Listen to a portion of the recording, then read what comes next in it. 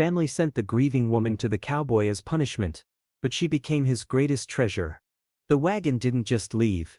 It fled, wheels clawing ice as if the valley itself were cursed. Eleanor stood where Victor had shoved her, boots sinking into crusted snow, one trunk, one shawl, one ring biting her palm hard enough to leave a crescent moon. February air sliced through wool and bone. Across the yard a cabin crouched beside a barn like a secret it refused to tell. A lantern flickered in the wind, then steadied, as if deciding to watch. He came from the shadow without hurry, tall hat brim low. A scar that didn't hide, it warned. Lucas stopped short, measuring distance the way men measure danger. "Didn't ask for this," he said, voice gravel dry. "Nor did I," she answered, eyes unblinking. Far off the creek cracked like a rifle. Closer, a tin patch on the door rattled a dull nervous beat. "Barn," he said, stepping aside. No softness, no promise. She dragged her trunk past a sled, a splintered yoke, a fence half buried in drift. Hay breathed of old summers. Leather hung limp like shed skins. She set the lantern on a crate, opened the trunk, and paused. At the top lay a child's wooden horse, tiny, smooth at the neck where small fingers had loved it, thin. Not hers. Not Victor's doing. How did it get here? Snow thickened. The roof complained. Eleanor tucked the horse under her shawl as footsteps crossed the yard and halted outside the stall. Lucas's shadow fell along the boards, long, watchful. "You weren't told everything," he said at last, voice lower now, almost careful. "No," she said, palm closing over the toy, ring edge cutting deeper. "Neither were you." Wind rose, carrying the first dull thunder of a far storm. Behind it another sound she couldn't place. Metal. Hooves?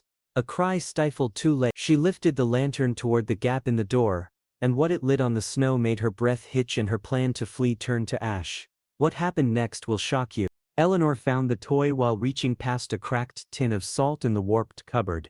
Her fingers closing around a small wooden horse carved with patient hands long ago, its mane etched in shallow strokes, its neck polished to a satin curve by a child's steady thumb. She turned it in her palm and felt the ghost of play lingering in the softened grain. Not a trace of malice, only use, love and time. The cupboard's back panel smelled of old flour and camphor.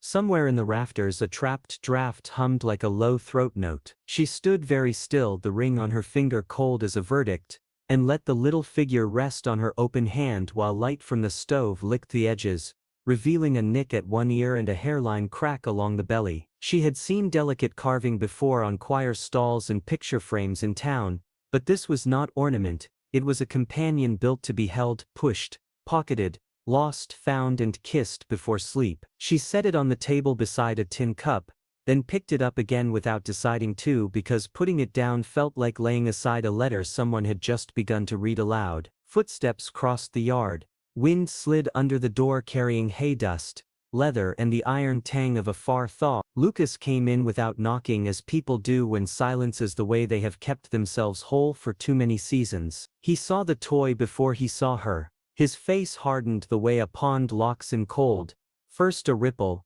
then a plate of ice. He stopped short as if an old pain had risen from the floorboards and warned him to move lightly or bleed. "Where did you find that?" he asked, voice rough from disuse. Not accusation so much as bracing, a man squaring for impact that has struck before. "In the cupboard," she said, placing the horse on her palm so he could see the ear's chipped edge. He reached out then halted, fingertips hovering, heat of the stove gilding the scar along his cheek, and for a breath they both looked at the toy as if it might win. "My boy carved the last scratches with a nail," he said quietly, eyes not leaving the horse. "He wanted a bridle. I told him the real work of holding things is done with hands." His hand lowered. "He died of fever. 5 years now. My wife is the same week." Eleanor felt the room adjust its weight, as though every plank and hinge had leaned toward that statement and settled around it. He did not pace or swear, or pretend the telling took nothing. He just stood near the stove and let the truth fill the air like steam, then set another split log where the coals would catch. The icicle under the eave let go and shattered by the stoop, each bright piece a little bell. "I am sorry," she said, and meant the words as a clean cloth rather than a sermon. "Mine was a collapse. 2 winters ago. The lower gallery." She described the telegram with its stamped hush, the foreman's boots leaving black snowmelt on her sister-in-law's carpet, the way the clock ticked as though counting the seconds until someone blamed her for everything that was not breathing. Victor's people measured my worth in suns that never came, she added, speaking evenly so the facts would not scatter. They called me cursed. They sent me here as an example. Let the valley see. Lucas made no sound at that, but the muscle by his jaw worked once. A small revolt against a world that punishes the already wounded under the banner of order. He poured water from a dented kettle into the pot, and shook in a pinch of ground. Coffee, he said, the word carrying the weight of parley more than hospitality. She accepted the tin cup and did not flinch at the bitterness, grateful for the warmth that asked for nothing except being held. He watched her palms curl around the metal, then glanced again at the toy resting between them on the table, a hinge between histories. He liked to race it along the plank, he murmured. Eliza laughed when he made the horse jump the knothole. He pronounced their names like stones set atop a grave to promise return. I boiled linens, scrubbed, prayed. Fever didn't bargain. Eleanor nodded. Mine don't bargain either, she said. They keep quiet until the roof decides your breathing offends. They stood in the closeness of plain speech.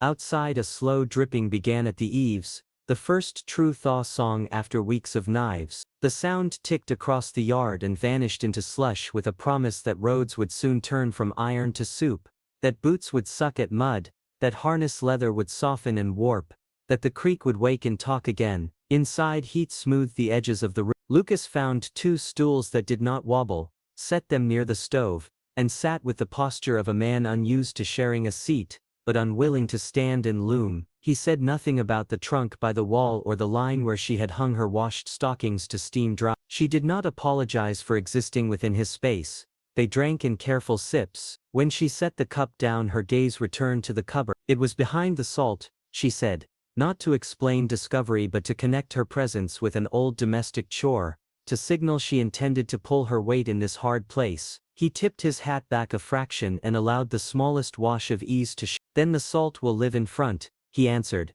The kettle rattled and he pushed it aside. She moved her bedroll later, not far, just from the shadowed stall to the alcove near the stove where warmth gathered without smoke. She swept first with a broom made from willow twigs bound by wire, and the dust bloomed and settled like a tired sigh. Lucas noticed. He did not speak. He reset the stove door latch that had been hanging crooked, then took a hammer to a loose hinge and drove the pin tight with 2 short, sure taps. She laid her shawl across the roll and placed the cup within reach, then returned the wooden horse to the table, not hidden, not displayed, simply present where hands might find it when memory asked to be held. Afternoons stretched thin as old muslin. They talked in small strands, practical things that carried hidden threads. Fences he watched after ice out, the patch of ground where snow receded first and knew to grow peas, the creek bend's habit of undercutting the far bank when the mountains emptied their white burden too fast. He asked how her husband took his bread. She said blister hot, always tearing the end crust first, a habit born of younger hunger. She did not add that she still burned her fingers sometimes to feel him close. He opened a window a thumb's width to let the damp escape, and the scent of wet earth rose like a bruise fading. By evening she had mended a tear in the curtain, and he had planed a splinter from the table's edge so sleeves would not catch. They ate salt pork with turnips, and a heel of dark bread, and when his fingers brushed her wrist as he passed the plate, neither of them spoke the spark. He poured a second measure of coffee and slid it her way without being asked, and that tiny courtesy did more work than a The toy sat between them like a candle that threw light without consuming anything living. Night fell in slow blue layers. The thaw's percussion continued, a patient tapping that made a person think of roofs loosening and doors giving up their winter sigh. She lay on the rolled blanket and counted drips until numbers softened, then turned on her side and watched firelight walk along a knot in the floorboard like a small traveler hunting a path out of grief. Across the room Lucas shifted once and went still again, not snoring, no wasted noise, a practiced way of resting within reach of alarms. Eleanor tried to call up her old plan, sleep, then run with the first true break in weather, but the horse's curved neck would not leave her mind, nor would the way Lucas had said names as if they were bread placed gently on a table. She pictured the cottonwood by the creek where he had lifted 2 small mounds into frozen earth, and set stones to keep coyotes from learning how love returns to touch what it loses. She saw him standing there with his hat in his hand, not speaking, because some prayers are made of muscles that refuse to buckle, something inside her bent and did not break. She turned again. The stove ticked as metal eased, the room breathed, and the land outside unstiffened with the grace of a clenched fist opening. She rose once to add a sliver of kindling and returned to the blanket without pulling the shawl too tightly, as though hoarding heat would insult the new softness gathering in the corners. Lucas sat up, fed the fire, and said almost whispering, "The ridge will throw water by noon." She answered that ruts would deepen by evening and laundry should be turned at mid-morning to dry thoroughly in the wind. His mouth tipped at one side, the nearest he had come to a smile. "You know country weather. I learned while other people were watching me for omens," she replied. He nodded like a man receiving a map to ground he once knew. They lay back down, eyes open in the dark, and the question came uninvited and unmistakable, moving through the room like a cautious animal that refuses to be shooed. What if she stayed? It perched in the rafters, nosed around the stove, examined the toy's small shadow, then settled where both could feel its weight. Neither chased it away, they let it breathe. They let it change the air from survival's thin ration to a draft more generous, dangerous in its promise, true in its pull. Outside the eaves kept dripping. Inside something thawed that had been frozen longer than winter. The horse gleamed faintly on the table, not as relic or trap, but as proof that hands once made joy and might, under watchful eyes, learn again. April came soft and messy, turning the yard to churned chocolate and stitching green along the ditch while birds returned in bright, busy streaks. Eleanor picked the sunniest strip beside the cabin and worked it until the soil opened, the smell of earth rising like a promise she could hold. She strung twine, scored lines with a stick, and set peas in crisp ranks.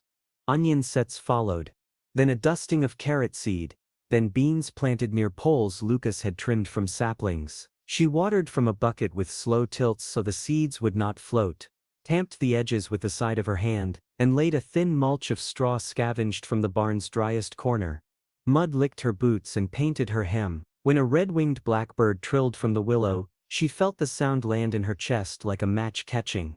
The plot looked small, yet it had edges, rows, rhythm, the first order she had chosen for herself in too long. She stood, brushed grit from her palms and had to steady her breath at the quiet thought that this was not an errand for someone else's comfort, but the start of a life. Domestic hours formed around that square of earth, the way a hearth builds a room. She mended the curtain's tired seams so wind would not saw at it, and stitched a patch over the elbow of Lucas's workshirt where splinters had bitten through. She turned out the cupboard, sorted tins, washed the sticky residue from a jar, and folded clean cloths into a neat stack that made the shelf look less like a wound and more like a plan. When the stove sulked, she cleared the ashpan and split kindling with a steady rhythm that steadied her too. Lucas watched some of it from the doorway without comment, then stepped into the yard with a rifle and a set of targets cut from a flour sack. "Wolves watch the lambing," he said. "You'll want more than courage if they come near." He showed her how to plant her feet, how to keep both eyes open so aim and world stayed one thing, how to breathe and wait for the quiet between heartbeats before pressing the trigger like a secret you were serious about telling. The kick surprised her only once. He nodded once, a count of respect rather than praise, then set a tin on a fence post. He placed her hands again and moved back. The second shot rang clean, the tin leapt, spun and fell into wet grass. She lowered the rifle with her pulse hammering, but her jaw set, and when she looked over, Lucas had already bent to pick up the tin, that almost smile at the corner of his mouth ghosting and gone. Kindness began to gather in small repetitious gestures that felt like stitching, not spectacle. She brought him coffee before dawn when he went to check the lower pasture for fallen rails, and he came back with a knot of wildflowers tucked tight in his fist, as if they might take fright and fly. He set them in a jar without explanation. When she thanked him, he inclined his head as if someone else might be listening and would think the exchange too loud. The hens learned her steps, and scattered in drama whenever she scattered feed, and on a rain-bent afternoon, a sly pullet streaked through the door and under the table, feathers skimming the floor like a skater's skirt. Eleanor ducked left, Lucas reached right. The bird split between them and a clatter of tin lids fell like cymbals. Eleanor lunged and nearly slid, caught herself on the table, and the pullet, startled by its own audacity, hopped onto a chair and faced them like a majesty. For a breath they attempted sternness. Then a laugh broke free, hers first, unpracticed and bright, and his followed. Lower, unsure at the start, then whole. The pullet used their weakness, leapt past her shoulder and streaked outside in a blow. The silence after their laughter felt lighter. as if something had exhaled and left room for warmth to settle. Samuel arrived 2 days later with a load of flour, salt, lamp oil and gossip bundled as tightly as his robe. He was taller than Eleanor expected, with shoulders thickened by hauling and a face tanned into permanent squint lines. He greeted Lucas with the country brevity of men who have traded quiet for miles but not for words, then tipped his hat to Eleanor with an awkward courtesy that could have been respect or pity. While Lucas checked the harness for fraying, Samuel leaned against the wagon board and spoke in a tone that tried to be generous and landed on careful. "Town's chattering," he said. "Victor's never had trouble making words march and he's marching them now. Says blood learns faster from spectacle than sentence. Says you'll come back when hunger sharpens." He scuffed a boot.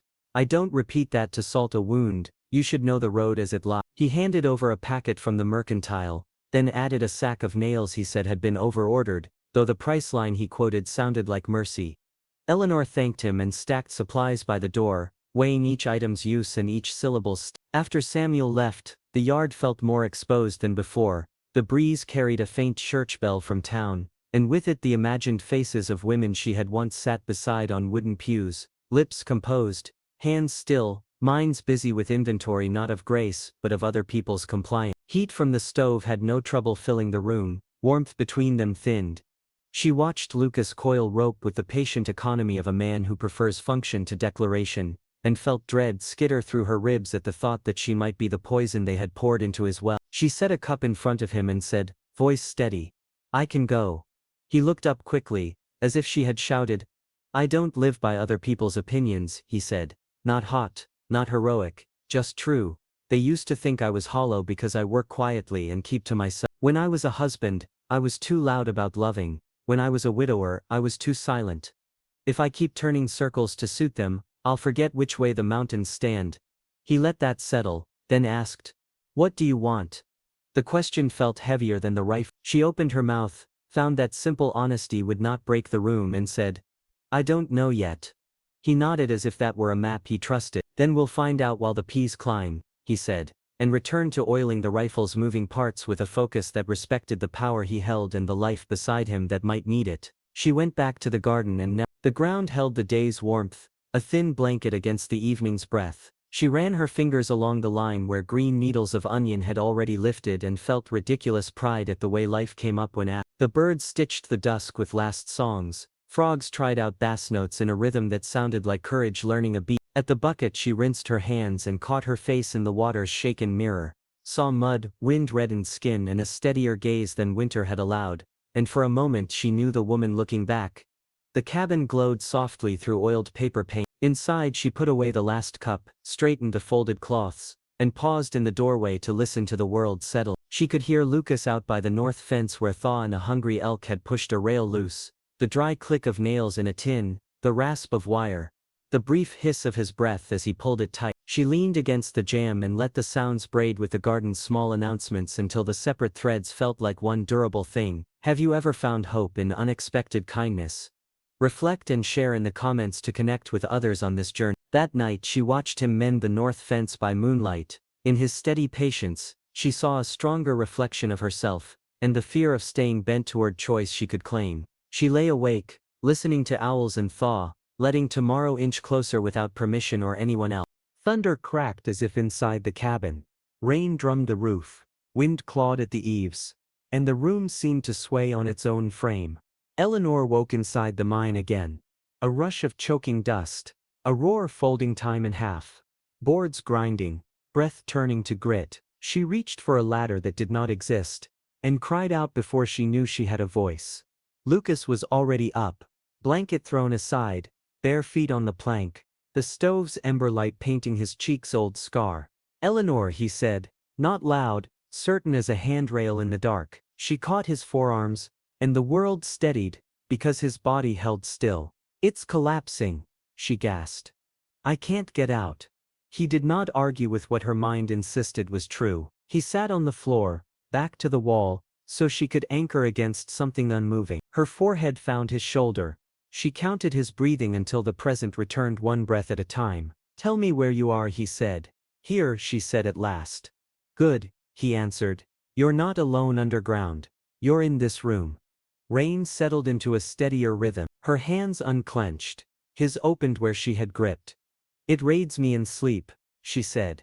I stitch myself together by day, then a sound rips the seam. When fever came, he said, I was over the ridge hauling beams. I told myself 2 days was nothing. By the time I returned, the house was too quiet. He did not clear his throat. He let the fact stand. I stacked wood, boiled water, talked as if words could pull them back. They went anyway. She lifted her head, pain making room for his. You think you left a door open? I think I set the latch wrong, he said. Every morning I walk the rooms in my mind and find a mistake I can't mend. Another flare showed his eyes steady, then night closed over them again. People say move on, he continued. Moving on feels like stepping away from grave. I was taught to stand until the weather softens the stone. But staring doesn't warm a name. Smoke edged the room, the smell steadied her. In the mine a man prayed to be taken quick, she said. I counted boards so numbers would drown the field. They told me I looked unhurt, because I stood.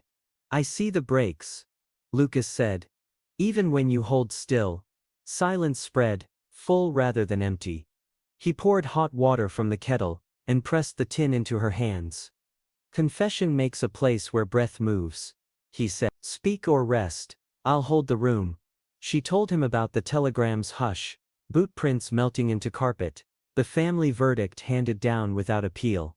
She told him the clock sounded louder than any sermon the day they loaded her trunk. If I had given them a boy they would have forgiven anything, she said, and heard the lie fall dull.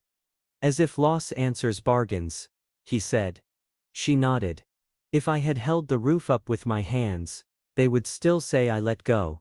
Thunder counted itself farther off. Rain thinned to a hiss along the window. He rested his palm where her braid met her neck. Not claiming, simply present. I wasn't home when my family needed me, he said. Sometimes I build a different hour and live in it. Soup simmering, cloths cooling a forehead, air moving at the right time. Morning takes it away. She listened to the hurt in the practice braided in his voice. I don't know how to love again without betraying what was. She whispered. I don't know how to choose light without dimming old fire. Maybe love isn't a ledger, he said. Maybe it's a field that can take a new crop and still remember the last harvest. The picture eased into her the way warmth seeps back into numbed finger. Her head settled on his shoulder as a decision. His breath was a quiet drum under her ear. The storm moved east, dragging its wagon.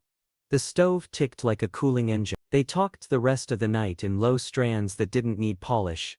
About shirts left in drawers because touching them tilts a room, about rings that comfort and cut, about ghosts that write names on doorframes so you nod to them on the way out. He admitted he still set a second plate on anniversaries and put it back. She admitted she woke, reaching for a tool belt that wasn't there.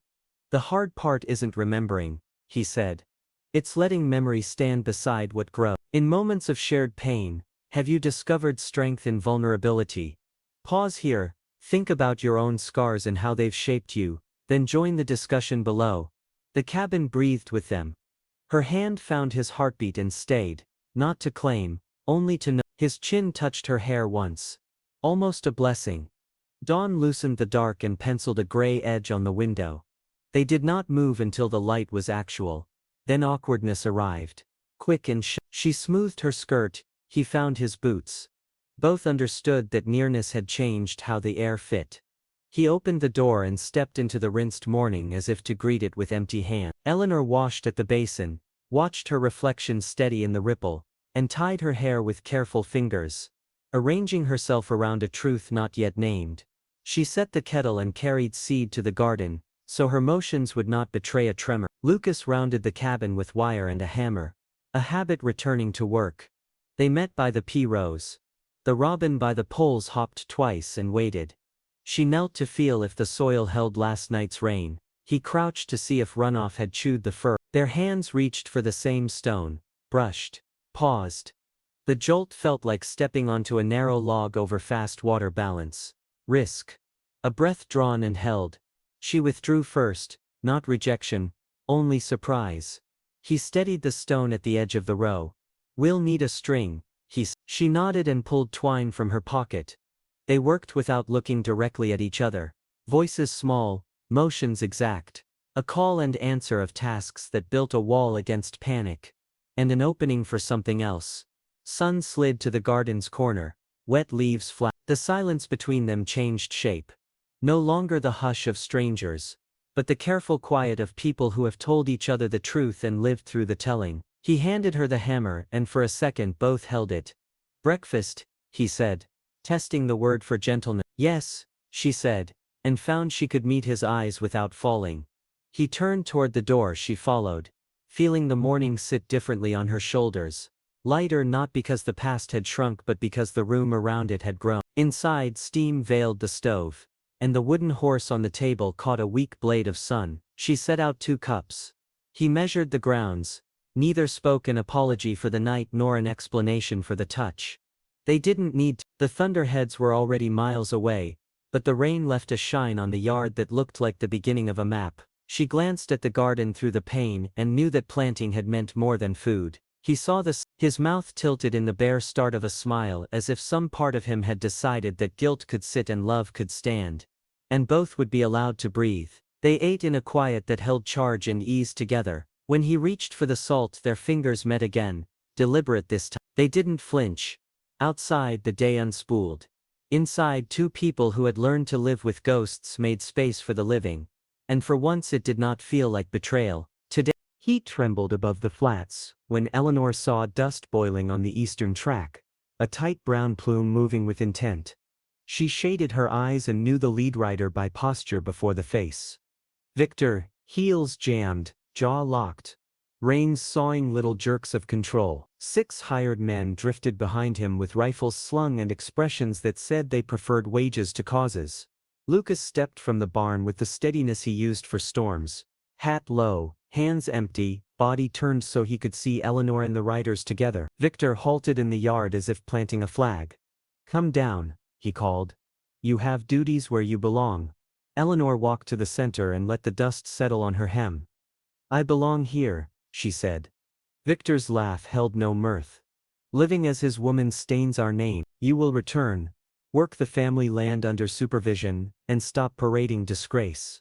The men shifted, glancing at the neat garden and the mended hinge that flashed near the door. "She isn't your property," Lucas said, voice even. "Her choice stands." Victor cut him a look. Choice is a word people use when they have failed at obligation. You failed your own once, rancher. Spare me talk about guarding life. Eleanor felt that blade turn toward Lucas and moved into its path. "Plague and rock, listen to nobody," she said. "Loss isn't a ledger you balance with obedience." Victor edged his horse forward until iron shoes scuffed her boot. Lucas stepped 1 pace, angling his body so the animal could not crowd her. "Back your horse," he said. "We speak level or not at all." The riders watched like gamblers stuck in a bad hand. Eleanor fixed on the man who had signed the paper sending her away as punishment. "I choose to stay," she said. "Lucas gave me room to breathe after the mine took everything. I plant, mend, learn, and for once the ground under my feet feels mine." Victor smiled thinly. "A recluse lets you sweep a floor, and you call it salvation. Your standards shrink by the hour." "No," she said. "Salvation is hot coffee placed in shaking hands before dawn. Salvation is patient teaching when wolves test fences. Salvation is a wooden horse in lamplight until memory stops cutting. I belong here because I say so." A murmur ran through the men, discomfort mixed with sense. Victor pressed on. "Here, she credits a stranger for the life you should have built under our roof. Come back. We'll assign tasks, control visits, and end this spectacle." "What embarrasses you isn't conduct," Lucas said softly. "It's losing command." Victor's mouth flat. "You hid after you're dead," he said to Lucas. "Do you think you are fit to guard anyone?" Eleanor felt anger rise like heat from iron. "He meets pain without turning it into a leash," she said. "He asks nothing that shrinks me. If honor means chains, keep it. I'm building something better." Victor lifted his reins. "You choose hunger, shunning, refusals at doors. Then we'll teach them our names," she said. Lucas breathed once. "You have said enough," he told Victor.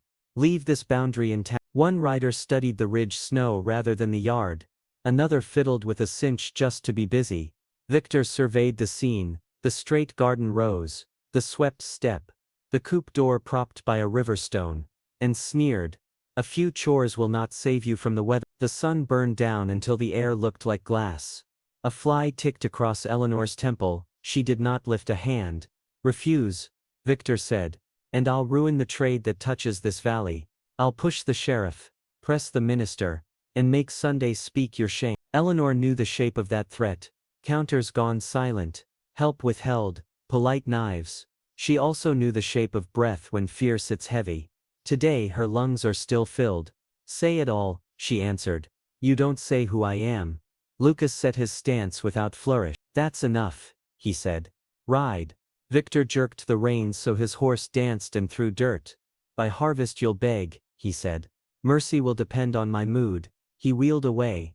The men followed, not crisp, not sure, leaving dust that hung like rancid smoke. When they shrank to wavering dots, quiet flooded back fast enough to make Eleanor sway. She steadied herself with a palm on the doorframe, surprised to find tears cooling tracks through dust on her cheek. The sob that rose wasn't simple fear. It was the weight of choosing and the knowledge that choices call their own weather. Lucas stepped close without haste, and after a brief pause that asked consent, touched his lips to her brow. "Together," he said. "Their noise won't live in this house." She nodded, breath ragged. The wooden horse gleamed where a thin sunshaft slid across the table. The garden went on with its small labor as if nothing had passed but the wind. Doubt still bit, quick and mean. Had she dragged wrath onto a man already carrying a load that would crush men? They sat on the stoop while heat poured from the boards and cicadas raised a high rasp. A hawk cut a clean line across the hard blue. Her chest hurt in the way truth burns. He folded his hands like reins and watched the fence he had tamped after the thaw, jaw set, eyes. When faced with judgment, have you chosen love over fear? Let this resonate. Share your experiences to inspire resilience in our community. Their shoulders touched. Neither moved. Time lengthened. Not empty. She listened as his breathing settled to a rate he could keep. He listened until hers did the same. "They'll test the line," she said. "They will," he answered. "I'm still staying," she said. His hand found hers work rough and warm. "Then so am I," he said. "We build anyway." She looked at the peepholes where tender spirals had begun to climb as if obeying laws kinder than gossip. Beyond them, the ridge held steady, indifferent to talk. The sun slid a sliver west and the glare eased. Resolve is set like a post tamped deep into wet ground. The riders had carried their threat away but echoes would return. When they did she would answer from the same place. Lucas would be there not as a shield alone but as a partner, whose steadiness taught her how to stand without apology. She wiped her face, rose and brought the bucket. He carried another. Together they walked the rows, sending thin silver streams to roots that would hold when the wind came. Choice had cost, choice would feed. The day blazed, then softened. The valley, stubborn as ever, continued to breathe. Inside she set the dough to rise and marked the level with a charcoal dash. Lucas checked the latch and laid his hammer on the shelf where she could reach it. Evening turned lavender over the pasture. A star pricked above the cottonwood. They ate in quiet, passed salt, planned fences, named chores in low tones like vows. Night gathered. Neither sought guarantees. Both knew work was the promise, and the promise was enough. Midnight split with a crash like a fired shot, glass raining across the cabin floor, while cold rushed in and a brick thudded against the table. A scrap of paper tied under twine. "Sinners burn." The lantern wobbled. Eleanor steadied it and felt splinters bite her heels. Lucas was already moving, shouldering into boots, sweeping shards with long efficient strokes that sounded harsher than the wind. He read the note once, slid it under the brick, and looked around the room as if naming everything he would keep safe by will alone. "They want fear to do their work," he said. "It doesn't live here." He fetched the broom again to catch slivers in the seam near the hearth. She held the pan and listened to rain creep across the roof like a cautious thief. He checked the stove, fed the fire and wedged a board into the window frame, sealing the night outside with a practiced push. When the room settled, the two of them breathing steadier, he sat on the stool with hands open, no speech, just presence, a steadiness that let her own pulse return to its road. She put the brick on the mantel, paper still tied. It was not a trophy. It was proof that cruelty misses what it aims to break when a house refuses to echo it. 2 weeks taught the valley the pleasure of little knives. At the mercantile, The clerk counted change onto the counter without touching her palm. At the pump behind the store, a woman turned her back so sharply that water sloshed onto her skirts and blamed the puddle on sin. A farrier refused nails with a shrug that tried to pass as policy. Lucas asked for feed, and the tally ran higher than last month because principals, the owner said, cost money. Whispers gathered behind hats, then next to ears, then in front of faces, each repetition claiming new courage. A boy tossed a clod that fell short and ran as if chased by righteousness. Eleanor learned how to hold her shoulders square while shame hunted for a stoop. When someone muttered that judgment keeps communities clean, Lucas answered, "Soap does that," and walked on. Not angry, not mean. In churchyard talk that drifted back through Samuel, Victor had found eager listeners, men who thought discipline looked like theater and women who found comfort in rules that lent their hurt a crown. At home, Lucas built motion into the shield. He mended rails, sharpened tools, planned a new latch for the coupe, made hinges sit square, and cleaned the rifle until the metal looked like river water. Work steadied his hands, yet he could not keep doubt from his mouth. One night after the moon cleared the ridge he said, "I've set you in the path of stones meant for me." Eleanor wrapped bread in a cloth and answered, "Stones find the nearest target. If I ran they'd follow and call it justice anyway." He studied the window's dull patch where a draft teased the curtain and nodded as if the pain had spoken sense. Still, when she lay awake after his breathing evened, the thought came and would not leave. Perhaps the purest way to love a man already battered by loss is to lift your own shadow off his door. She rose as quietly as the kindling crackled. She folded a dress, 2 shirts, stockings, the small comb from her mother's trunk, and the wooden horse, then set the bundle near the door where Dawn could find it. Leaving would be a cut she chose so he would not be asked to bleed more for her sake. She sat on the stoop with the bundle beside her and watched the black edge of morning thin, listened to a fox bark down in the willow swale, smelled damp earth where night had laid its weight. She lay awake until the east paled, then rose to set kindling for one last fire and paused. Through the thin patch on the blanket over the window came the rasp of a saw and the clear rhythm of a hammer. She stepped onto the stoop. Lucas had a pane cut from salvaged glass, a frame planed smooth, and a strip of felt to seat it snugly. He met cold with steady movement, jaw set, eyes clear. He wasn't patching to keep talk away, he was repairing because a house that holds 2 people must not leak. She stood with the bundle hidden in her skirt's fold and watched until the new pane, seated and the light grew warmer around the edges. He turned, saw the bundle and did not flinch. "If you need to go, I'll walk you to the bend," he said, voice even. "I won't send you out alone with their noise behind you like dogs." She looked down at the cloth-wrapped horse, then back at the window, its surface catching a small stubborn sun. "I almost left," she said. He nodded once, not startled. "I would have followed long enough to be certain the leaving was yours," he said. "Then I would have come home and kept your place ready." The answer steadied something inside her better than pleading. She said, "I won't go, not for He reached to tighten the screw on the new frame, then rested his hand on the sill as if claiming the edge where outside meets inside. "Then we'll face them where they speak loudest," he said. At church. She tied the bundle open, set the comb back in its box, placed the shirts in the trunk, and returned the horse to the table where morning touched its worn neck. "Sunday," she said, "will stand without apology." The days between the decision and Sunday formed a quiet battle. Lucas shaped plain sentences while shoveling and coiling rope.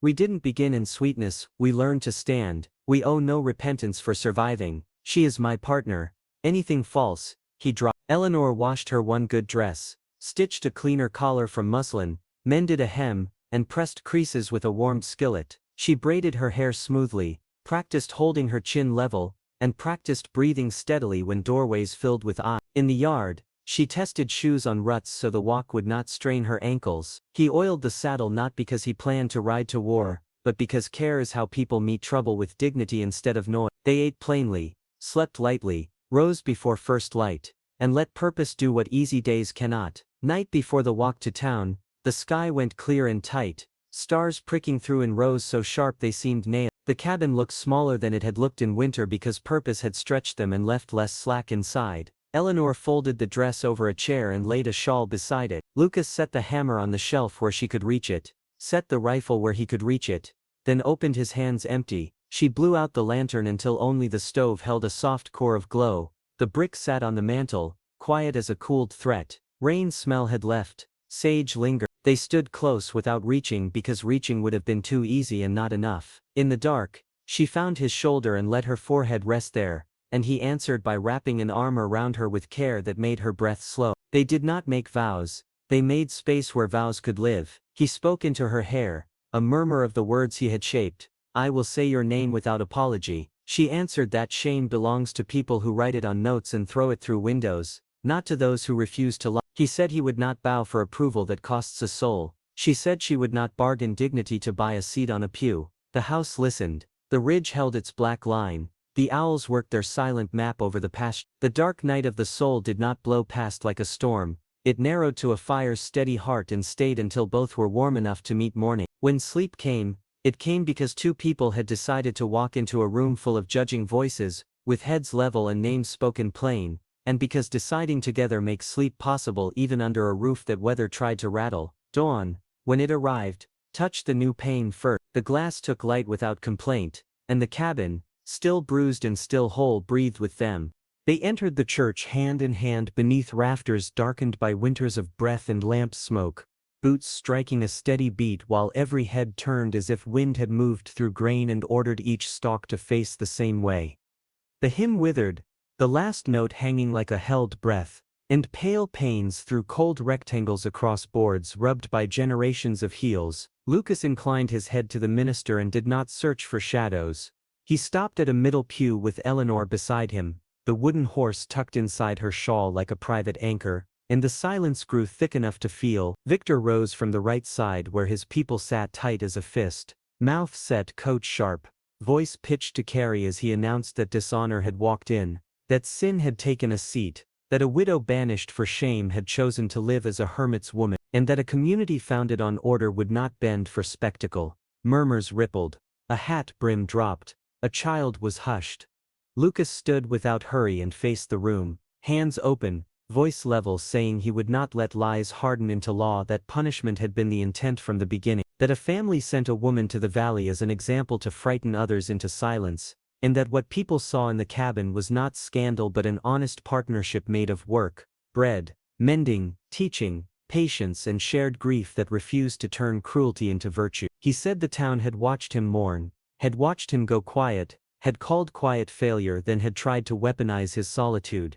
He said solitude had ended when Eleanor stepped over his threshold and chose to live, and he would not apologize for life that does no harm. Eleanor took the aisle, shawl straight, chin level, and spoke plainly so no ear would miss a word, saying she had loved a husband buried by rock, had received a telegram that stilled a house, had stood while relatives measured worth by sons she did not bear, had been called a curse and sent away as public theater, had arrived with a ring, a trunk, a vow to survive, and had found in that harsh valley a man who neither owned nor erased her, who placed hot coffee in shaking hands, taught steadiness with a rifle when wolves tested fences, repaired hinges in silence, listened when nightmares tore seams, and gave her a place where breathing was not a crime. She said she chose to stay not because fear closed roads, but because courage opened one. She said names mattered and she would say hers without flinching. She said Lucas had restored no reputation, only her life. A rustle moved through the benches, not approval, not scorn, something searching.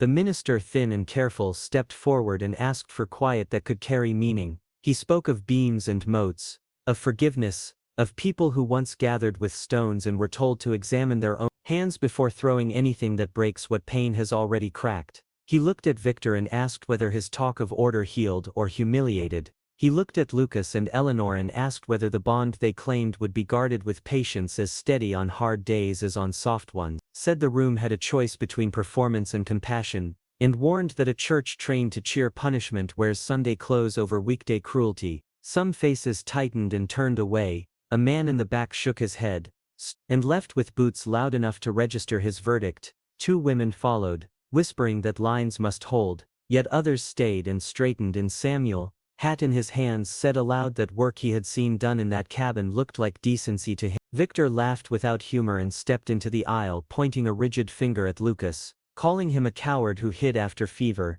spitting Eliza's name like a hook, claiming that real men hold houses so firmly weather dares not enter. Lucas did not rise to the bait, did not reach for a weapon, only answered that fear had ruled his rooms once, and would not again, in that no one speaks the names of his dead as tools to pry open shame. The sheriff, broad and unhurried, had been standing by the door since dawn because Sundays keep trouble like burrs. He shifted, letting his coat swing enough to show a badge and a hand that moved only when purpose asked. Victor swore and lunged, either to shove or to make a scene. Lucas stepped to take the blow if it came, but Eleanor moved quicker, closing distance with eyes steady, saying Victor would not lay a finger on what he had already tried to break with slander. And the sheriff caught Victor's arm, turned it with an efficient grip that redirected weight, and told him that assault in a sanctuary would end his day in a cell and his next week in fines. He would not enjoy pain. Victor jerked free, furious at being handled, shoved past a pew, clipped Lucas's cheekbone with a glancing edge of his knuckles,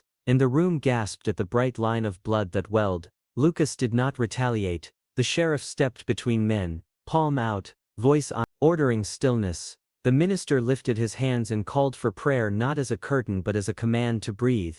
The sound in the room shifted from appetite to shame in a heartbeat, and Victor, thwarted, flung words about collapse, about hunger, about doors that would not open for people who defied him, then turned on a heel and stalked toward the exit with 3 of his men behind him, leaving a froth of talk he could not control. A pause followed that did not know whether to harden or soften. Then the blacksmith, arms like beams, and nodded at Lucas with a glance that said steel can be tempered without rage. The baker's wife crossed the aisle and slipped a clean cloth into Eleanor's hand. A teacher murmured that children learn by watching and he hoped they had seen the right thing today. Samuel said he had flour and oil waiting regardless of whose mouth shouted loudest. Eleanor pressed the cloth to Lucas's cheek. He leaned into her touch once, small, grateful. The minister said the benediction early because wounds did not need more speeches. The sheriff walked Victor to the yard, warned him again, and returned, shrugging when someone asked whether charges would follow, saying law prefers prevention when a town still knows how to be a neighbor. Lucas and Eleanor did not linger for sympathy.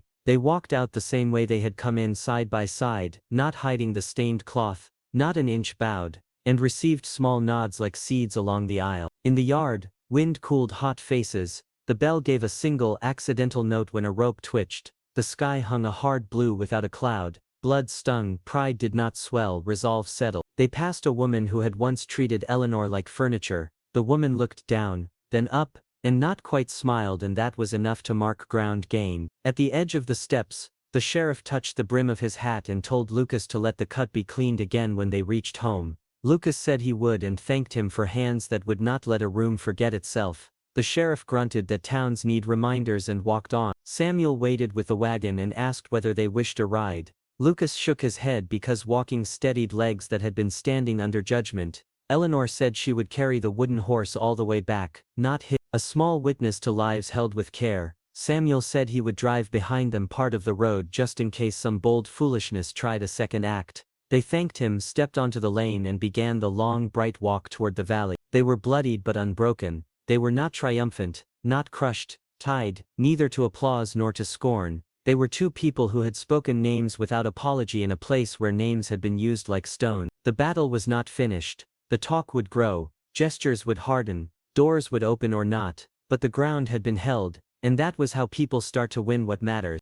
Eleanor stood in the doorway at dusk, fingers resting on the clean jam she had sanded smooth, and the word home rose without permission, followed by the softer word ours, a pairing that fit the room behind her and the fields beyond. Late May had taken the valley in a fresh grip, cottonwoods full, pasture layered green, creek loud with snow melt, and the garden lined with small victories she checked each morning, peas climbing twine, onions spearing light, beans trusting poles, carrot fronds feathering dark soil. Trade had become possible even as the town stayed divided. A counter that once went still now moved long enough for a sale. A nod replaced a glare, and Samuel's wagon set down flour and oil without talk that tried to sting. 2 weeks earlier they had stood with Samuel's family, the minister, and a sky like clean linen over the ridge, and spoken vows in voices built from work rather than show. Lucas had taken her hand the way a man takes a tool he means to honor, and the minister had blessed them with a sentence plain enough to live by. No rings were new. The one she wore had learned a second story, not to erase the first but to stand beside it. Lucas touched it during the blessing as if acknowledging both names. Afterward they ate bread in the yard, and Samuel's youngest tucked a wreath of meadow flowers around the wooden horse on the table, a bright crown that made grief look tended, not banished. Now evening lay gold across the pasture and painted window panes with quiet fire. Inside, the house smelled of soap, stew, leather and the first strawberries along the south edge. Outside, swallows stitched the last light. Hours, she thought again, feeling the words settle into the joist. She walked the rows with a bucket, giving each root a measured drink, listening to the tiny sounds of growth that only people who have decided to stay learn to hear. Lucas was at the fence line tying fresh wire, hat tipped back, sleeves rolled, the color returned to his cheek where the cut from Victor's lunge had faded to a thin pink memory. When he saw her, he lifted 2 fingers, a signal they had taught each other to mean come when you're ready, I can wait. She finished the row, set the bucket by the poles and joined him. They leaned against the rail and watched shadow pour down the slope like cool water. The town still carried arguments like folded notices, yet the world kept offering proof that kindness travels farther than theater. A sack-priced fare at the mill, a door held without a sermon, a child waving because waving is what you do when people look unafraid. Lucas shifted so his shoulder touched hers. 2 weeks, he said, and the words felt like an opening door. 2 weeks, she echoed, thinking of the minister's palm warm on their joined hands, of Samuel clearing his throat to hide tears, of the way the little wreath had made the toy a small altar between past and mourning. They walked back to the house instead. Inside, she set the wooden horse on a plate ringed with fresh petals from the garden, a daily rite that kept memory bright and kind. Lucas watched, nodded once and lit the lamp. When the flame steadied, she took his hand and placed it on her belly, a gesture as simple as, for a heartbeat he did not understand. Then surprise and fear and something like dawn crossed his face at once, and he looked from her eyes to the quiet curve under her dress, as if a map had reprinted itself. Are you sure? He asked. She smiled the way a person smiles when a future sits down in the chair kept ready. I'm late, she said. I'm tired at noon. The smell of the lamp sent me outside. I know my body. He let out a breath that shook and steadied, then rested his forehead to her. Tears came, not wild but clean, moving grief aside without throwing it away. I'm afraid, he admitted. So am I, she said. I'm joyful, he added, almost laughing. So am I, she answered. And the 2 truths braided until neither required apology. They sat at the table with the toy between them and spoke about work they would do to make fear small and shelter wide, and lessons to teach about chosen family so a child would know that love can be made on purpose as surely as bread. He promised to mend with patience, to listen when night carried old echoes, to ask for help before silence made a trap.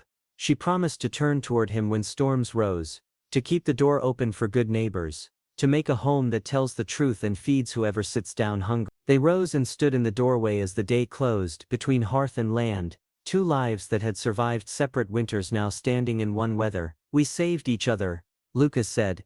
No flourish, just the line a carpenter cuts. We did, she said, touching his cheek where the scar had learned to share a face with peace. The floor held them steady. The field waited for tomorrow. The valley sounded like breath. Stories like this remind us that love rebuilds what has rebuilt you. Engage below with your thoughts to keep the conversation alive. She rested her head on his shoulder and felt the old ache shift into room for joy. Later she banked the stove, closed the window a finger's width against the cooling air, and hung the shawl she had worn the day Victor tried to turn a church into a stage.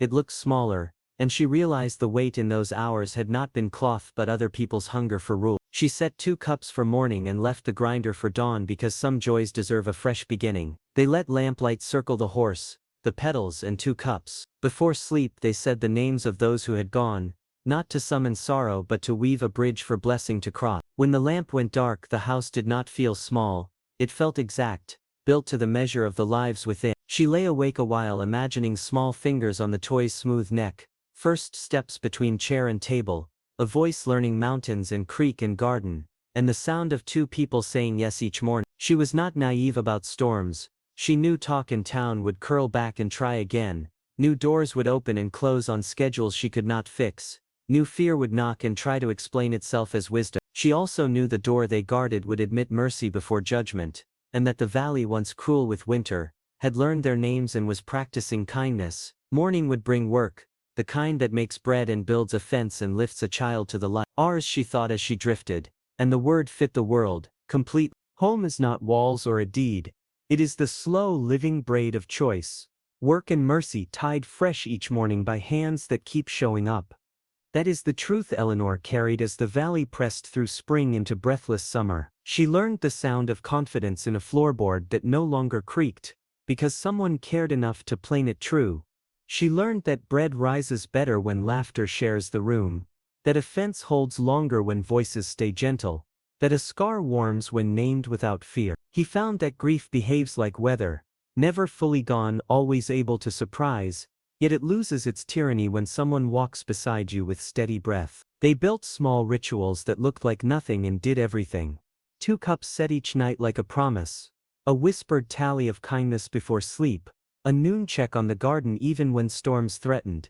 A habit of saying yes out loud. Their world deepened because they chose to practice tenderness as a skill, not a wish. The town's talk rose and dipped, sometimes bruising, sometimes braver than yesterday.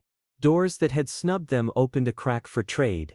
Faces once sharp with hunger for spectacle softened to a nod. Samuel's wagon kept arriving with feed and flour and the kind of news that can be held without flinching. The minister came once, took bread and left with eyes bright. Eleanor kept a wreath of petals circled around the small wooden horse, moving blooms as seasons changed, so memory never went stale. She stitched tiny shirts with deliberate hands and smiled at the patient geometry of seam. In the evenings Lucas read aloud until dusk hid letters, and then they sat with lamplight and listened to frogs, wind and the creek. Life stopped sounding like a trial and began to sound like a song. They were married with dignity and without theater, vows spoken under an open sky, rings touched as acknowledgement of the past, and pledged to the future. The word ours took root the way beans claim a pole, certain, upward, generous. Work did not shrink, it clarified. Storms still arrived with rattle and glare.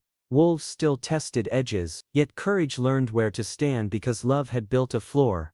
Eleanor's news quickened everything. When she placed Lucas's hand on her belly and said the simple words that carry a world, fear and radiance rushed over him. He did not pretend to choose one and exile the other. He let both breathe. They talked about names, not the old habit of pleasing ghosts, but names that bless a path. They planned to teach this child that family can be chosen with reverence, that steadfastness outlasts gossip, that generosity is a kind of frontier nobody can fence. They promised to raise courage, not fear. On long afternoons she rested in the doorway and watched swallows cut bright arcs over the pasture while the garden hummed.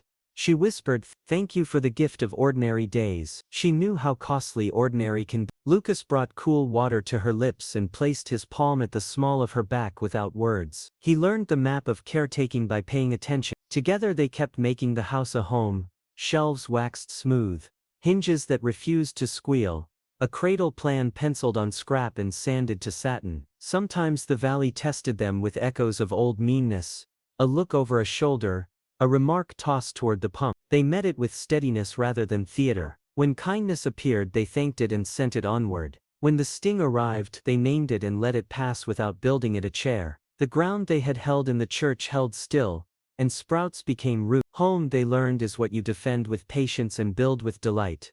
It is the taste of strawberries rinsed in a tin cup. It is the scrape of a chair pulled closer so a story can be told to a small ear. It is the soft thud of boots set quietly by a door so sleep will not start. It is the courage to sweep out a shame note and keep the board it broke only long enough to craft something sturdier. It is a table set for mercy. Lucas found language for faith that did not humiliate. He came to believe that the holy often walks like good work done well, like mended hinges, like a man refusing to throw a stone. Eleanor found language for faith that did not disappear when women grew. She came to believe that the holy delights in gardens and bread and freedom chosen with an open face. Together they practiced a liturgy of daily repair.